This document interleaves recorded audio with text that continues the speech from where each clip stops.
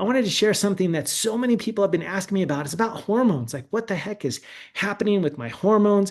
I've even heard that hormones can start drifting as early as 30 and even in your 20s. Like, it's crazy. Right now in men, testosterone is dropping by 1% per year starting in the 30s. Like, this is legit, crazy, wacky, true stuff, real data. And today I want to get into this and talk about what's really going on here because a lot of you folks have been asking me, like, how come I don't feel like myself anymore? I hardly recognize myself. My wife is even asking me this question because she's suffering. Well, she's in this phase called perimenopause, right? It can last up to 12 years.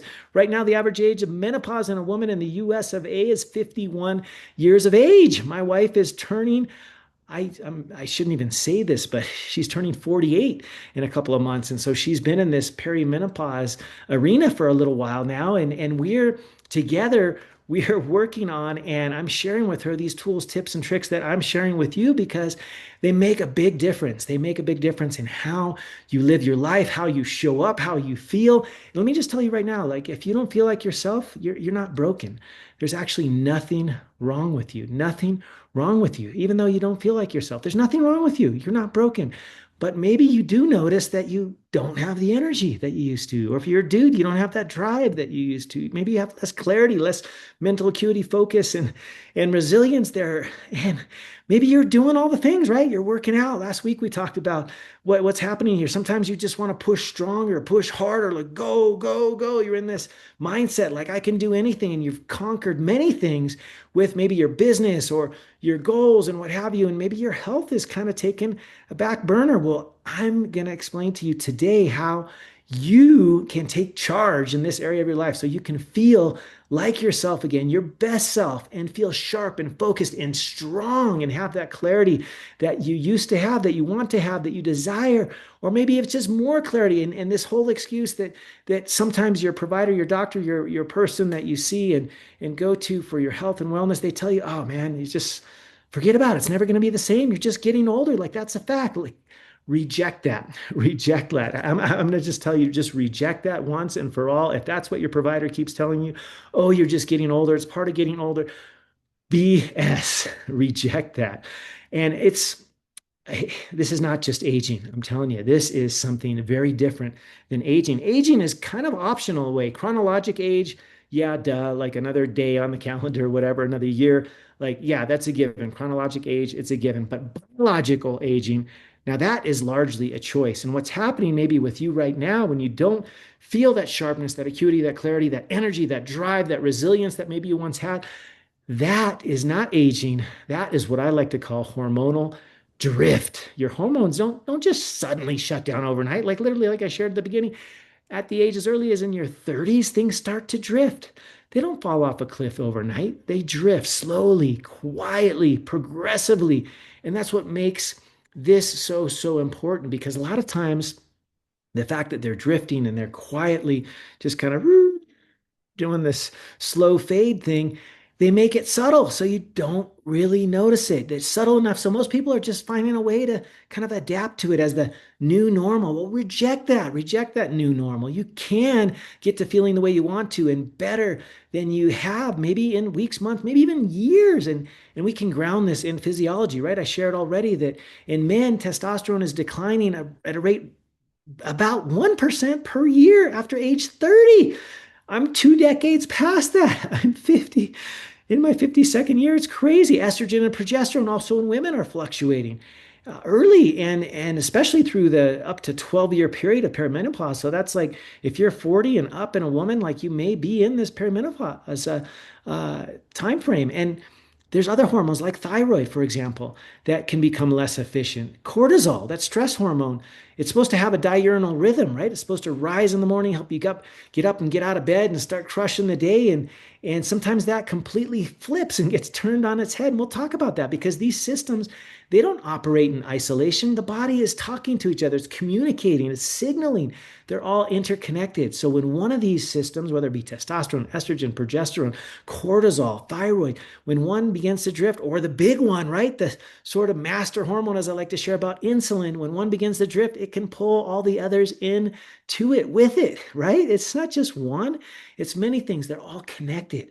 And let me talk about one of the most underappreciated drivers of this drift right now, something that I used to dread. Well, not really. I enjoyed it when I had it, but I thought it was a waste of time. And that's something I described right here in my book, Preventable, which was I did a couple of chapters on sleep because for me, I used to avoid sleep kind of because I didn't want to miss out. Like before FOMO was a thing, my FOMO was I just didn't want to miss the opportunity to do something cool, fun, whether it be in a learning phase in the hospital, didn't want to miss a procedure, or didn't want to miss surfing every single day or spending every single day with my family, be with my kids as they were growing up. Like whatever it was, I just thought sleep was a waste of time. And I underappreciated that until I realized and until Dr. Nedergaard out on the East Coast finally figured out why we need to sleep. That was only 2006. That wasn't that long ago. He figured out this whole thing about the brain glymphatic system, right? The thing that flushes all the toxins that accumulate throughout the day, kind of cleanses, refreshes. It's sort of the housekeeping of the brain that happens only when you sleep. And so sleep and circadian rhythm are very strong predictors of what's happening with our hormones. In fact, there was an article that just came out recently, and I'll share it with you because I was fascinated by it because it's actually showing the data. It was by Peter Liu and Rada Reddy, and it was in the review of endocrine and metabolic disorders, and it was entitled Sleep, Testosterone, and Cortisol Balance in Aging Men. And it talked all about the interplay between sleep and your major hormones like testosterone and cortisol.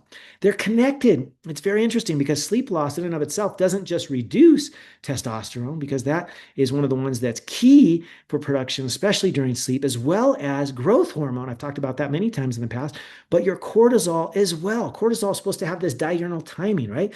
When you get up in the morning, that cortisol level is supposed to spike. And so if you're feeling not so amazing in the morning, you're hitting that snooze button, alarm clock, and you're like, dang, I don't want to get out of bed. Maybe your cortisol is a little bit on the low side in the morning.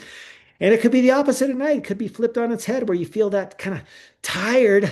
You don't want to do anything. And you're just like, I just want to watch Netflix, but I'm wired. I can't fall asleep. So you do watch Netflix, whatever. That tired but wired, that's also a cortisol issue. And so your two biggest drivers of hormone in the anabolic and catabolic signaling. Anabolic would be the testosterone, right? That's the hormone that helps you get stronger, build the muscle, that organ of longevity that I love to talk about, which is muscle. Testosterone is key, critical, and crucial to that.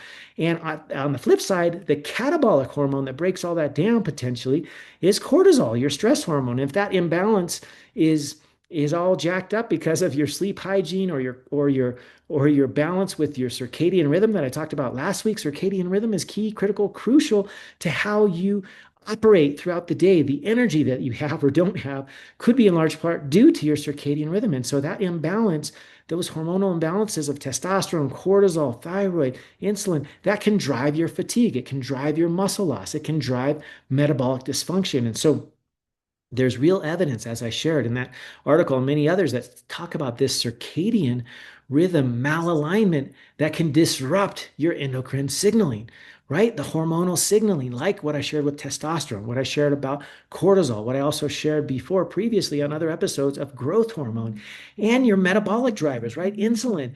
We have learned and seen in at least the last decade, lots of articles come out that show that literally in one night of short sleep, maybe it's a 4-hour night, you can have insulin resistance. The very next day, you can wake up with a fasting insulin of 85, 95, maybe 100. I've done it.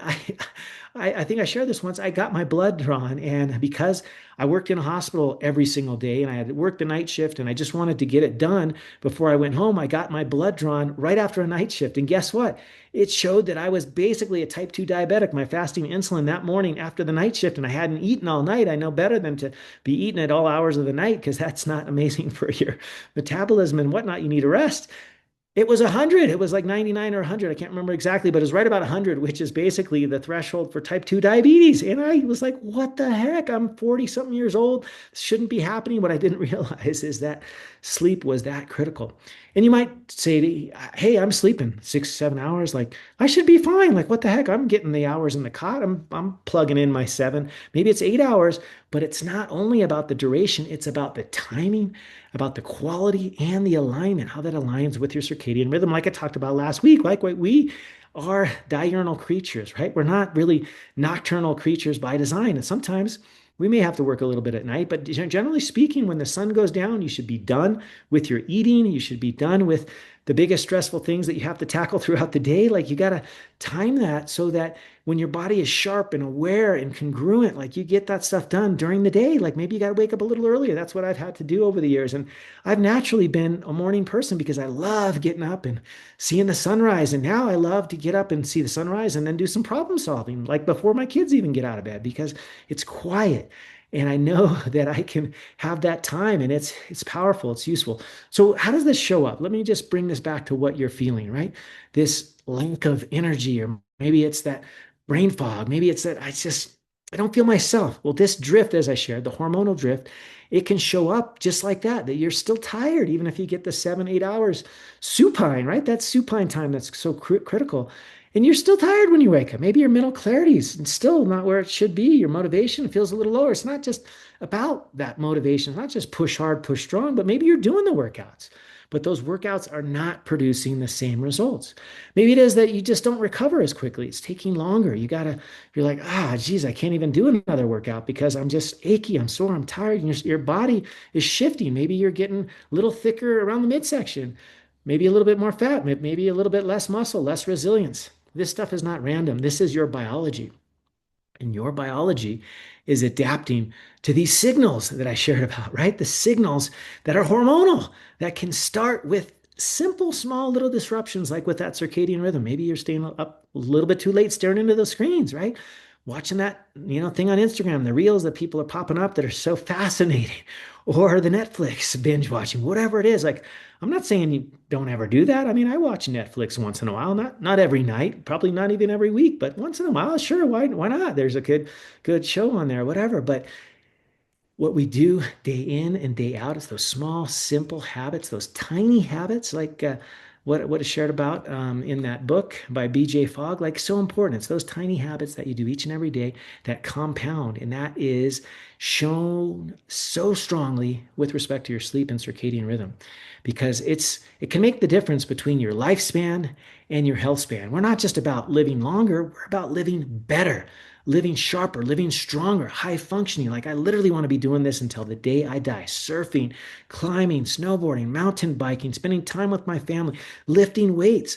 Like literally that's where I want to be until that last day. Maybe it's jumping out of an airplane, whatever that is, but I'm going to be active until the end. And the gap that you're seeing or feeling between where you would like to be and where you are, that energy you wish you had and you don't, that gap sadly is where a lot of people are living right now because they don't think that they can bridge that gap. They've been told by their doctors, their providers, their friends, their family, their peers, their colleagues. They're like, yeah, no, we just can't do that anymore. Those pickup ball games we used to do all the time, or those those climbs to the top of whatever mountain, or those sessions we used to do together out surfing, snowboarding, mountain biking. Now that's just not in the cards anymore. We just can't do that. Like BS, why not? So here's the problem. Our medical system misses this every single day. They miss that gap between the performance, that high performing person that you want to be, and being that kind of average individual that everything's set up for, right? The labs that you just got, or maybe you are thinking about getting that say you're in the normal range, but you don't feel normal. Well, the problem is it's not set up to detect things 10, 20 years in advance. It's set up to detect disease when it's present. And I'm sorry, that's largely too late in a lot of cases. A lot of these things can be reversed, and that's why I wrote this book, Preventable, right? There's things that you can address, ways that you can reverse things, but the medical system's not set up that way. It's set up to detect disease. It's not there to optimize performance. So maybe you have gotten hormones checked, and maybe they said your testosterone of 200 was normal because it's technically in that normal range between 200 and 1,000. Like, How in the world could a range that big? That's a five-fold difference between 200 and 1,000. I'm telling you, you can feel a five-fold difference because myself included, I was at that 200 level several years back and I wasn't on TRT and I didn't even go on TRT at that time, but I did a lot of things specifically to target my hormones and my doctor didn't recommend any of it. He told me, you know what? Dude, that's just normal. It's normal for you. You're 45, like whatever, that's normal. And I'm like, BS, reject that. It's not normal. Normal is not where you want to be. You want to be optimal. And so you need somebody who can tell you, hey, this is not just within this big, broad range between 200 and 1,000. If you're a dude, like, here's the optimal range. You probably want to feel somewhere between 500 and 1,000. That's where you feel good. And maybe your doctor told you what mine told me about 7 years ago that, hey, man, you're just getting older. You're in your 40s and your labs say you're fine. You're fine. But I didn't feel fine. I was smart enough to realize that fine or normal did not feel good to me. It did not feel optimal. It did not feel energized. It did not align with the high performance mentality that I've always had for myself. I want to do bigger and better things all the time. And it just means that according to the traditional medical model, maybe you don't meet criteria for a certain diagnosis. Well, congratulations. Congratulations. But let's prevent that, right? Like I talked about in the disease, most of the diseases that kill humanity, 7 out of 10 of the most common leading causes of death worldwide are preventable. Well, let's maybe try to prevent them way before you ever have the diagnosis. Like if your blood sugar is creeping up and it's 87, 88, 90, and your doc said, it's fine. Let's just check in a year.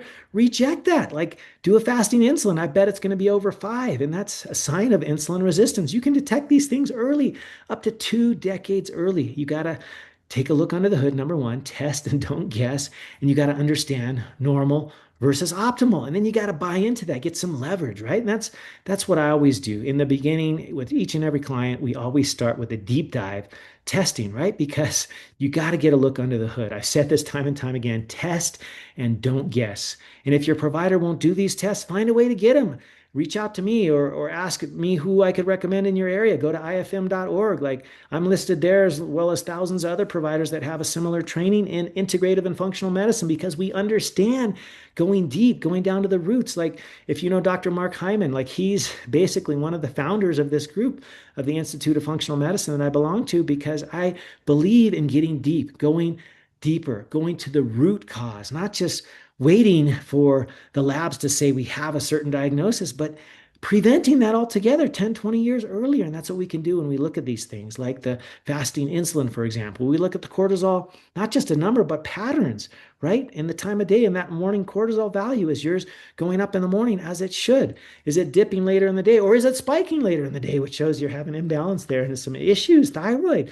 Like there's a lot of thyroid markers that most docs don't even do. They do this one test called TSH. They don't do a reverse T3, a free T3, a free T4, a thyroid, all these things that they're not even doing. So get a look under the hood, test and don't guess. You got to get the numbers to see what's actually happening because clarity will replace the guesswork, right? And so if you need help with that, reach out to me.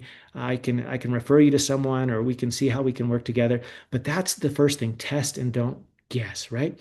So let's get in to how is this intertwined between hormones and the rest of the body, the metabolism. It is literally inseparable. They go like the hand in the glove, so to speak, metaphor. You have to, everything works together. It's not just one thing separately. It's not a thyroid hormone does its thing and then the insulin does its thing. They all work together. Hormones and metabolism are literally inseparable. And there's actually strong evidence. There was an article recently that came out talking about this, how these hormonal imbalances that can contribute to this disorder that's affecting 90% of Americans. That's right, probably affecting you. It was affecting me before. Like I shared, my fasting glucose was in the 90s.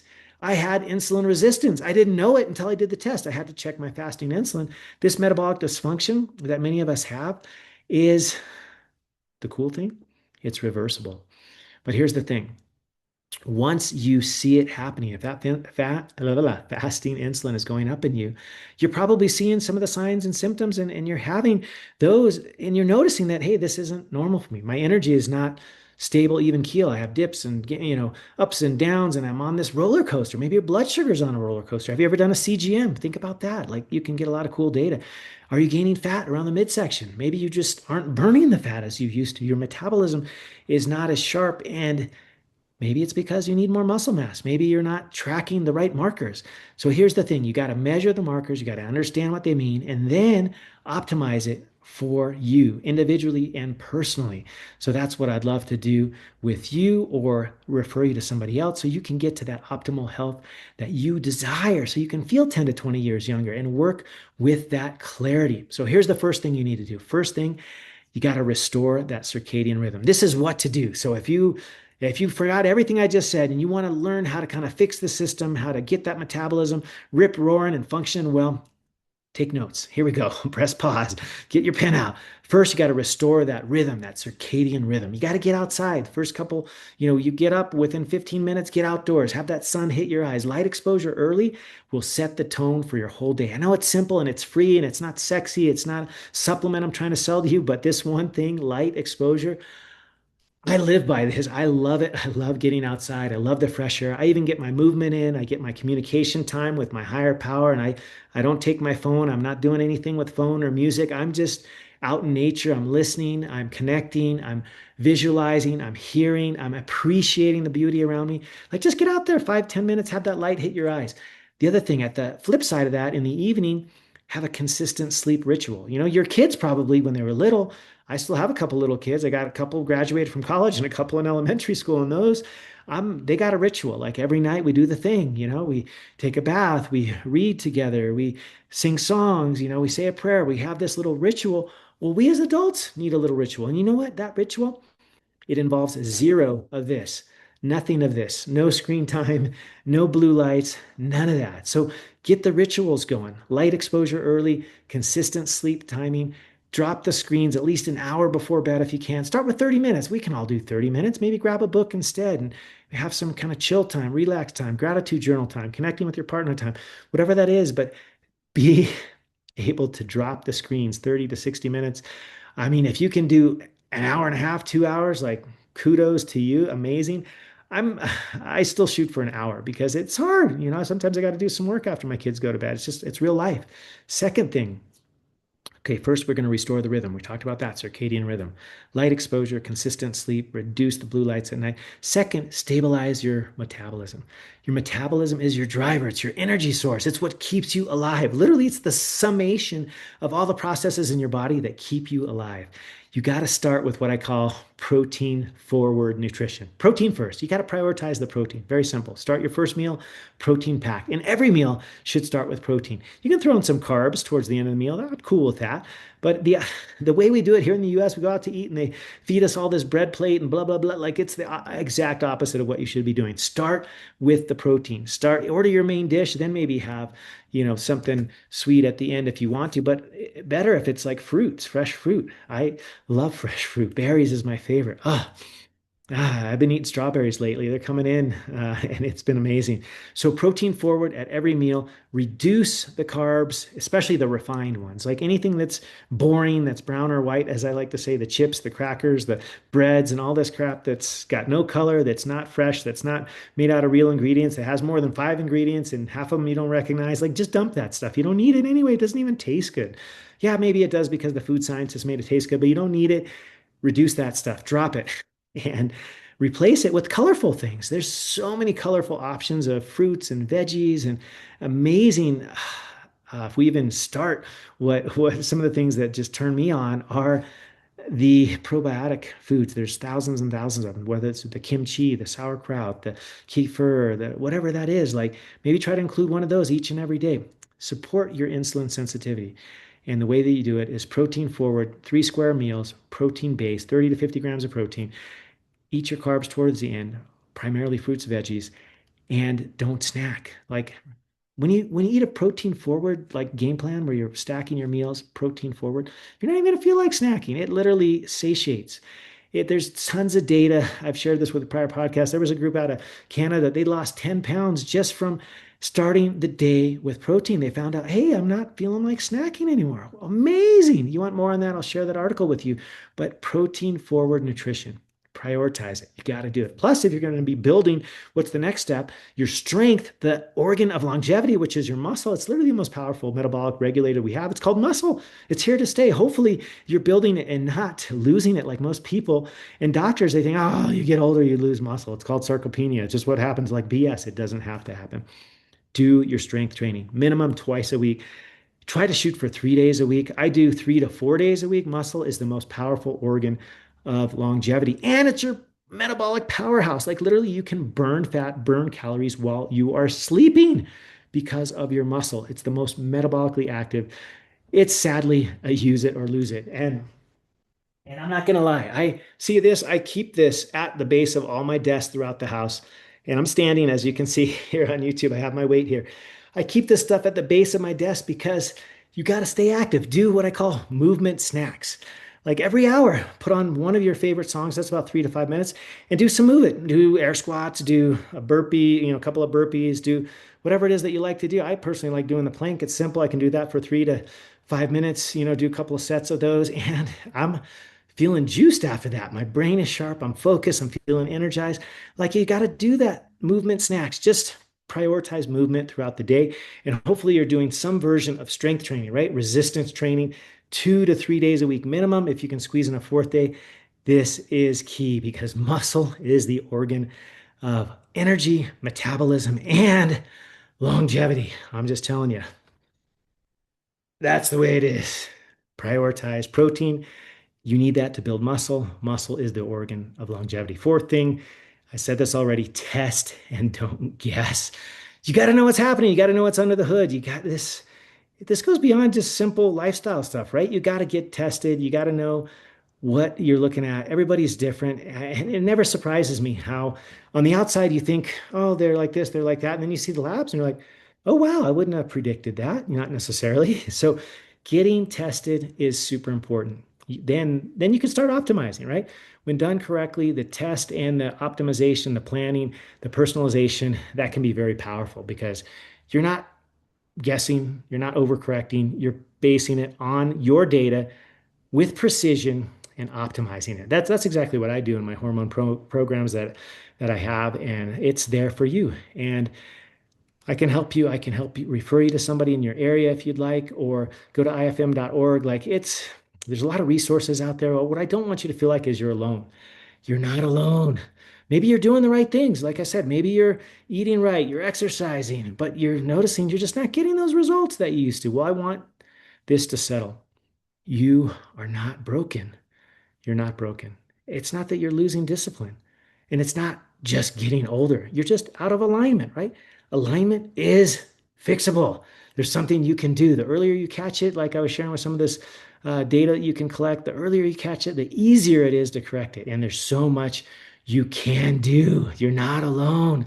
I was there. I was basically, like most of the population, insulin resistant to the T. I basically had darn near type 2 diabetes, and it was because I wasn't paying attention to all these signals. So if this resonated with you at all and you're like, dang, I feel some of those things. I don't want to be feeling that anymore. I want to get tuned up. I want to get my body feeling sharp and focused and energized and strong. Well, listen to your body. Your body is communicating. It's sending you these signals. It's saying, hey, this is drifting a little bit. Catch it early. The question is, are you listening? Your body's communicating. Are you listening? So here's the thing. All of us have times in our life where we gotta make a decision. We're like, dang, I heard something. I know I want to feel better.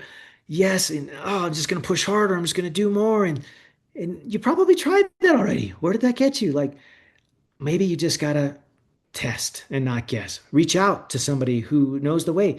Look for a provider in your area. Go to ifm.org. Ask me. I can give you some recommendations. If you want to, go further, I'm happy to take a look at that. Like I'm here for you. I want you to feel your best because however you feel today, like that's not the end. Like it doesn't matter what your doctor told you. It doesn't matter if he or she said your labs are normal and you're just getting older. Like reject that. If there's one thing I want you to basically take the time to sit with is that wherever you are today, is fine. It's okay, but it doesn't have to be where you stay.